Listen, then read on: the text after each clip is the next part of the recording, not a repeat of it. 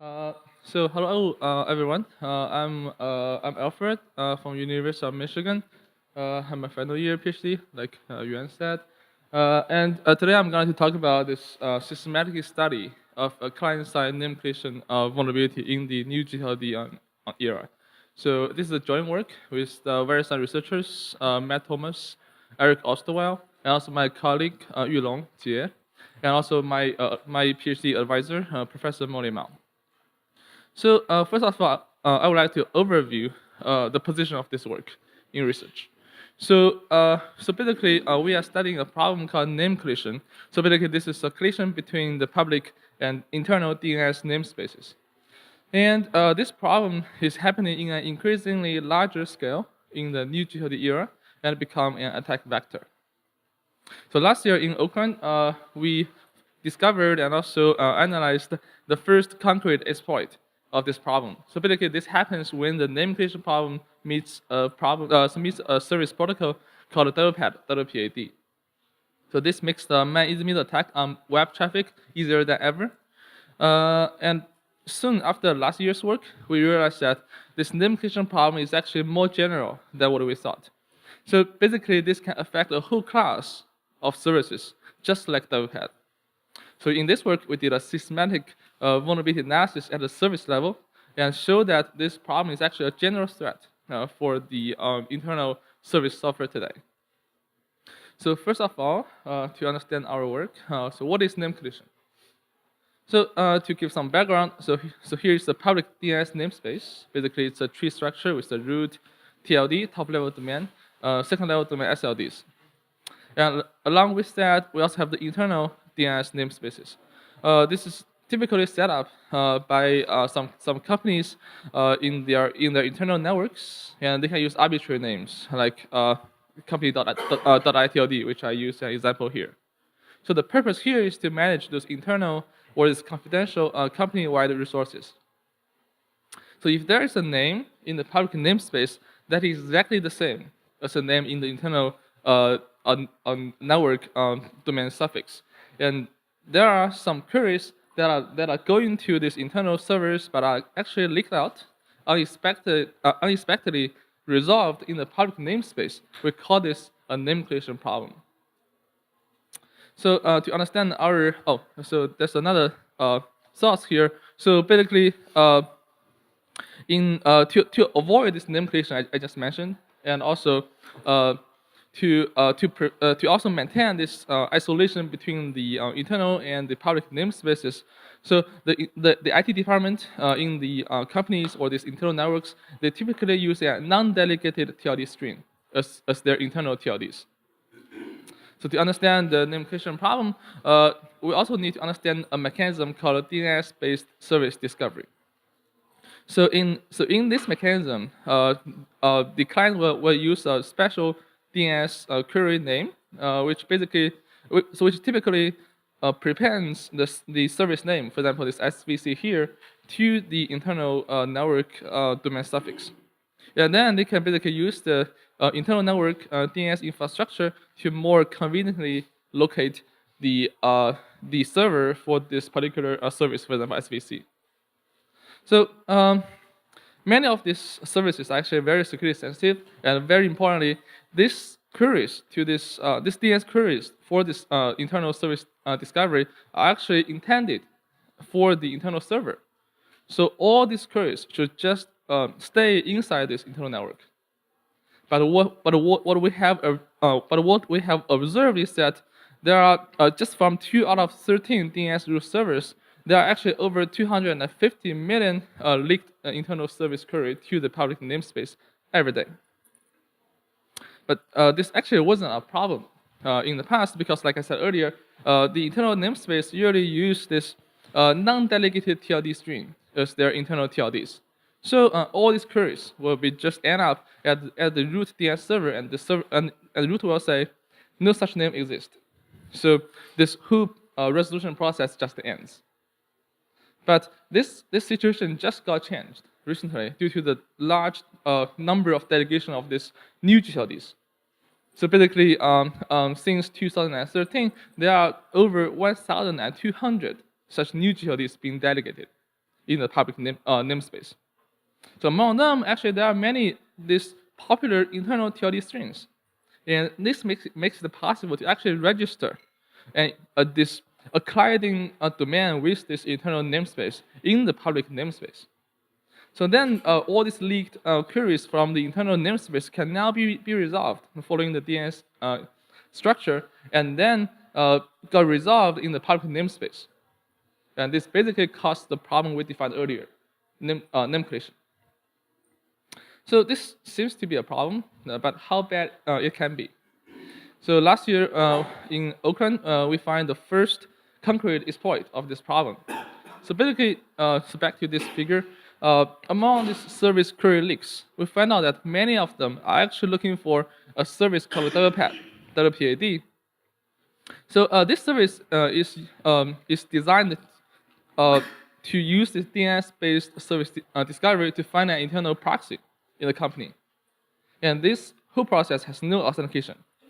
It's enabled by default. It will automatically launch at the starting point of the browser.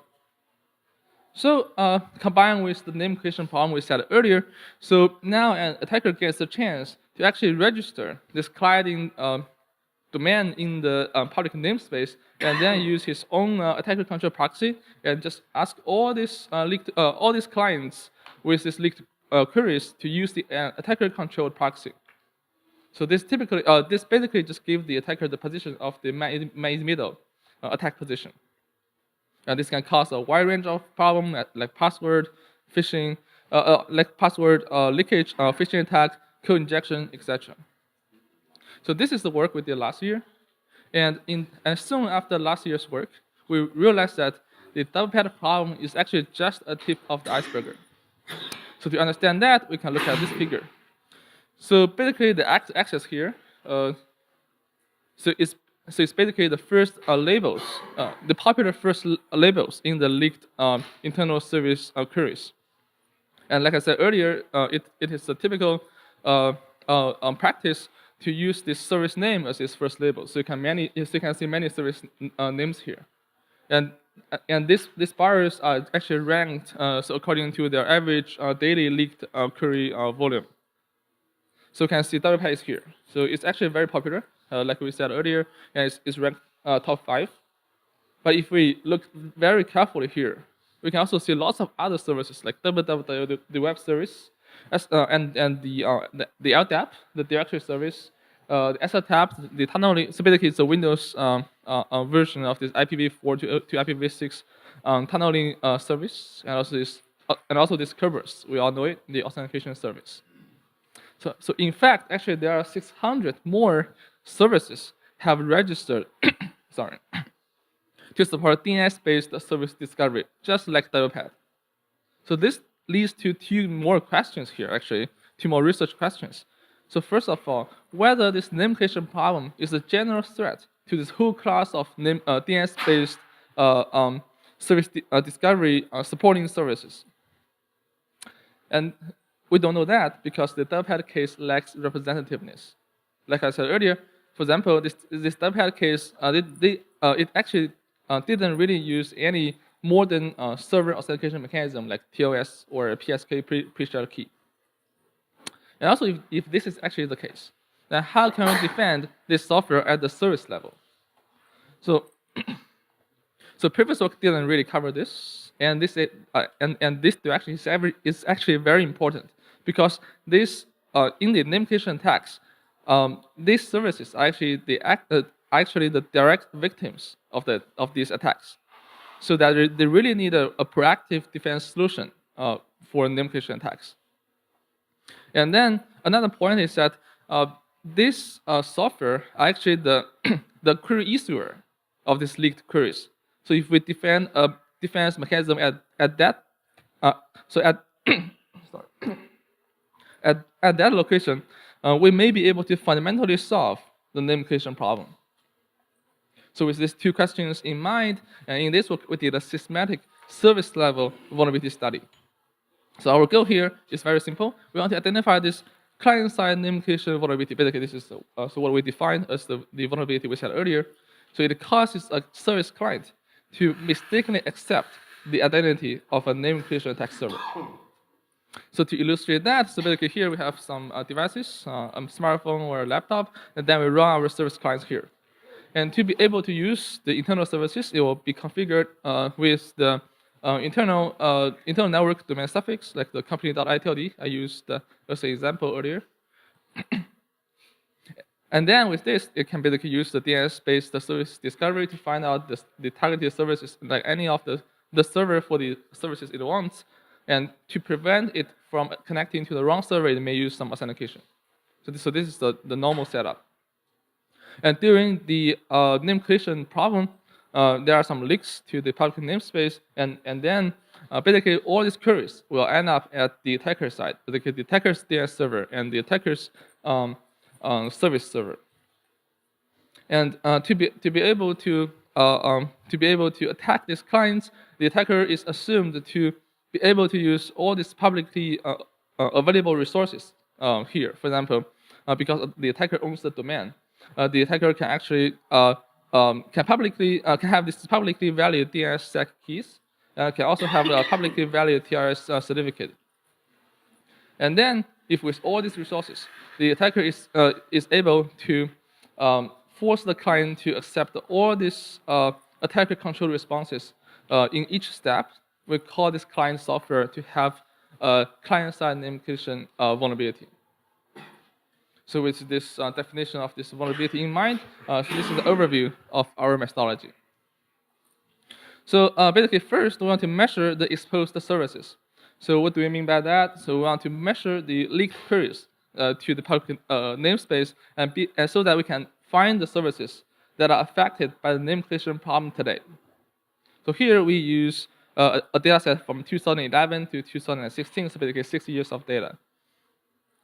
And then with this list of services in mind, so we want to actually download their software so that we can do the vulnerability analysis. So here we do some online search, and we download the software and test the software to ensure that it actually uses the DNS-based service discovery, and all the service functionality will work well. And then we move it to the next step, basically the systematic vulnerability analysis here. So here we at high level, we will do a dynamic vulnerability testing in a simulated name creation attack environment. And then to be able to demonstrate the severity of the discovered vulnerability in practice, we will also construct the actual exploits. So to save your time, and also due to the time limit here, I will just give you a high-level summary of the attack results, of the analysis results. So, so among the top 100 service names we found from the traffic analysis, basically these are services with the highest query leaks volume in the public namespace. And then we are able to find 68 of them with actual documentation, so that we can know that this is a service. There are some other random strings there. And among those, we are able to download the actual software for 48 of them. And because one service can have multiple implementations in their software, so in total we have collected 57 client software. So to give you an illustration of what these services are, so previously we know that there's a WPAD there, has leakage, that is vulnerable. And in our analysis, we also find that there's other services that is designed to configure a client-side configuration. For example, NTP, trying to configure the client time. And also we have lots of this voice over IP, the VoIP app, the email app, company calendar and contact, and also this internal directory service, just like the LDAP. And also lots of services for this remote file system or computer access, and also we have printer discovery, web service, messaging service, and also a service that is designed to discover and also install coding library. And I will cover this in more detail later. And also the authentication service, and also a bunch of other services. So after performing the vulnerability analysis, we found that actually nearly all these services, like 93.8% of them, expose this client-side name creation vulnerability in very popular clients. And due to this widespread vulnerability exposure, we are able to construct a number of these new name creation attacks. For example, we are able to construct a man-in-the-middle attack on the ISO-type service on the Windows 10, and also the malware code injection, the malicious code injection attack on the RubyGems, and also the document leakage on the Mac OS printer discovery, and the credential theft, Mac OS and iOS, context and calendar, and also and a bunch of these phishing attacks, like phishing calls, phishing messages, name cards on the voice over IP and also the messaging services. So it seems that this widespread vulnerability exposure can be able to cause a wide range of damages here. So, but why there are so many vulnerabilities being exposed in this class of services? So we did a vulnerability cost analysis and basically find 4 commonly vulnerable design or implementation choices they made in this software. Due to the time limit, I will only cover the first 2. So first of all, so this is the setting we showed earlier. So basically, when the query leaks are happening in the public namespace, and we found out that during the authentication step, there are 1/3 of these services has basically no server authentication at all, and also this is by default. And some of them actually has no authentication by design. So for example, WPAD or SSTAP, these are very old protocols, but are still in use. And in their documentation, there are basically no authentication, no server authentication in their documentation. And also for some of them, the server authentication is actually designed but not enforced, like SIP or FTP. So some of this service software just choose not to implement this server authentication. So this sounds very bad, but note that this is only 1/3 of the services. This means that 2/3 of them do use some server authentication, and that's good. But unfortunately, there are some other vulnerability causes that can be triggered by this name creation threat model. So for example, for 35% of the services, they actually use the DNS-based server authentication, but they use the TLS certificate. And to use this, so basically, they will sign the server certificate using the local CA, and then install the local CA in the service client, and then so basically this can pass the certificate check and everything works fine in the internal network. But when the name creation problem happens, like I said earlier, the attacker can actually have a publicly valid server certificate because the attacker has registered the domain. And then during the authentication step, we found out that actually 16 out of the 17 clients automatically accept the attacker certificate by default. This means that everything happens just transparently after the query leakage happens, and these clients just automatically connected to the attacker's malicious server. So this includes lots of the popular clients like Microsoft Link, Outlook, macOS Context, Calendar, etc. And the cost of this is that these clients are actually designed for both the internal and public namespaces, so that they will have this public CA list accepted by default during the setup. And only one client called GC is able to avoid this, and basically it will pop up a dialog to ask the user's permission for every previously unseen server certificate. So what this means is that all this TLS-based authentication, which is supposed to protect these internal services, can actually be easily bypassed in name creation attacks. So the root cause of this is actually, like I said earlier, these clients are designed for both the internal and public namespaces. But in their design, they lack the namespace differentiation. This is a fundamental problem introduced by the name creation problem, because in the past, the internal namespace and the public namespaces are actually isolated. So you don't really need to design a software that used in both of these namespaces simultaneously. But now, because these two namespaces are colliding, the names can exist in both of these namespaces, so that in this situation, so the same name can actually exist in different namespaces. So what this software should do is that they should accept these certificates based on the name plus namespace instead of the name alone.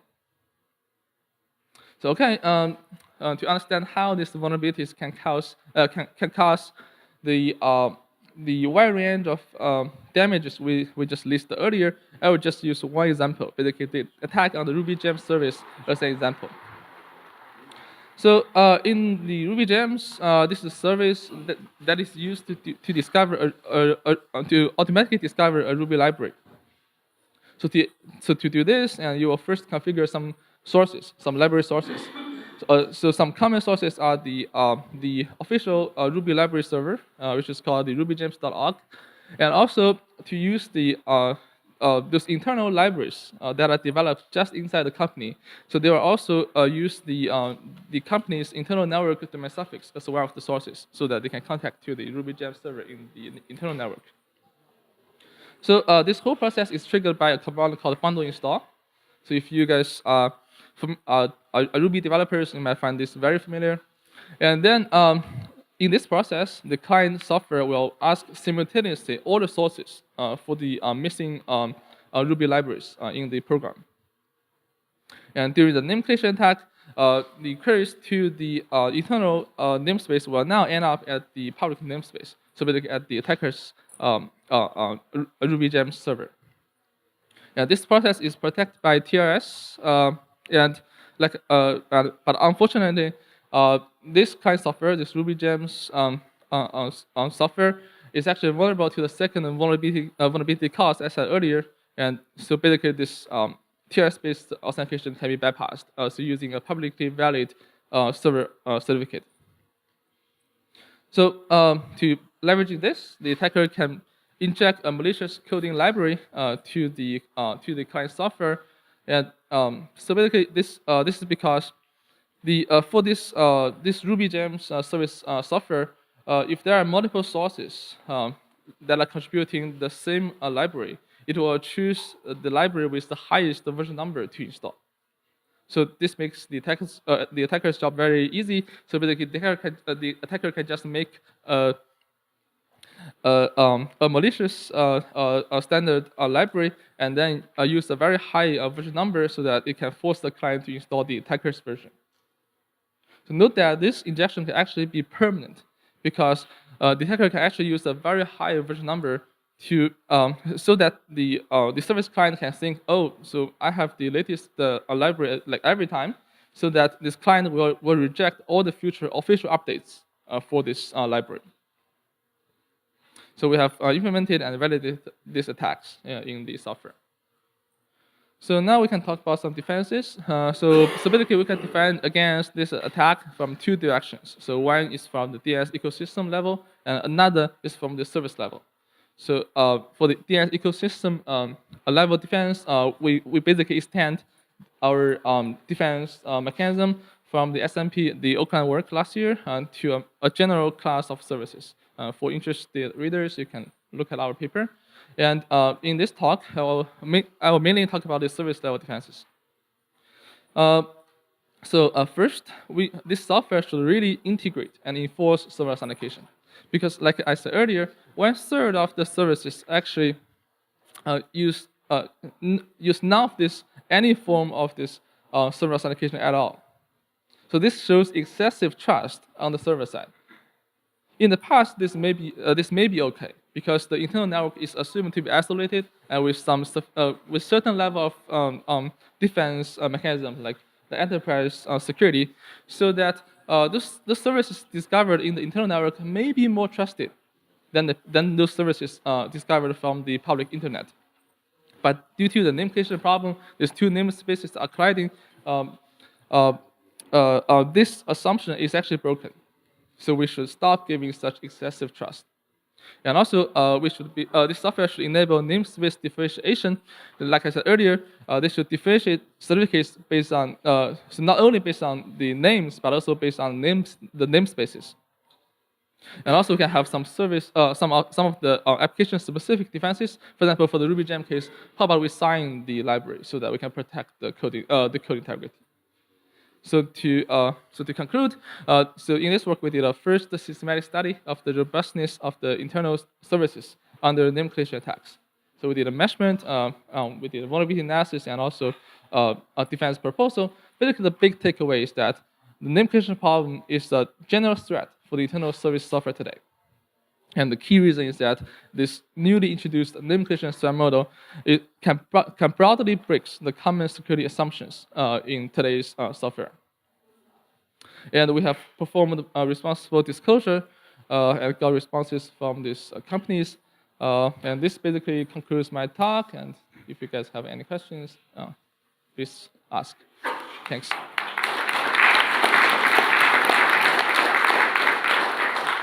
Hi, Ben Stock from CISPA. Very interesting work. So I was wondering, with the GTLDs, you can register basically any top-level domain.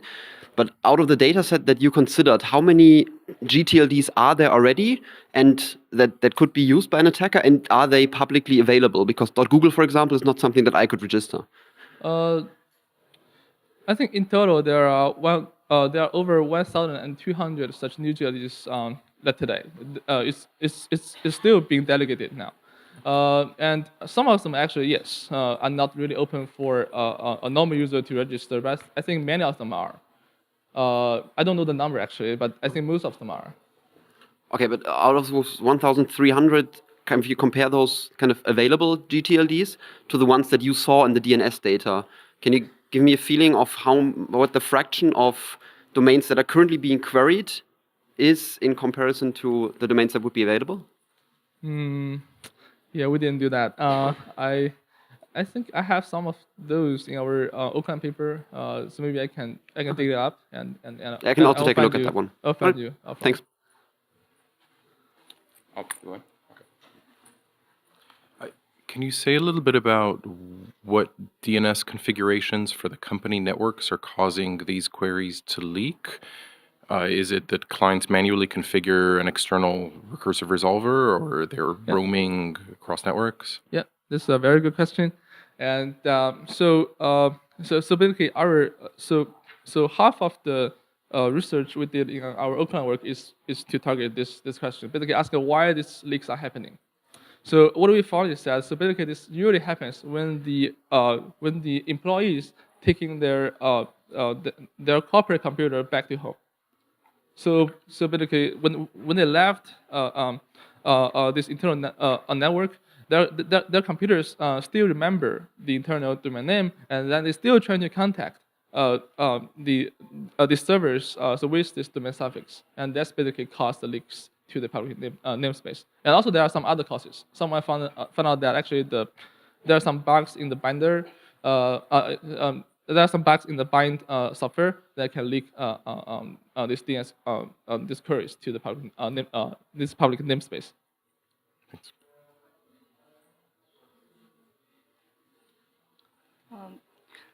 On the legacy system, how difficult it is to defend against these issues, especially the very old systems? Right, it's a very good question. So back to our defenses. So basically we think that, so first of all, if you have a chance to use pre-shared key to protect these services, for example, you are able to configure a username and password, so do use that and enforce server authentication. There are existing mechanisms to do that. For some of the systems, it may be very difficult to do. For example, an NTP server, how can you configure a username and password? So in that case, we propose to use this namespace differentiation. So basically, we are exploring a possibility to use DAN. So basically, the DNS-based authentication of named entities, which may be able to solve this problem automatically, transparently, but we are still exploring the possibility. Let's thank speaker again. Thanks.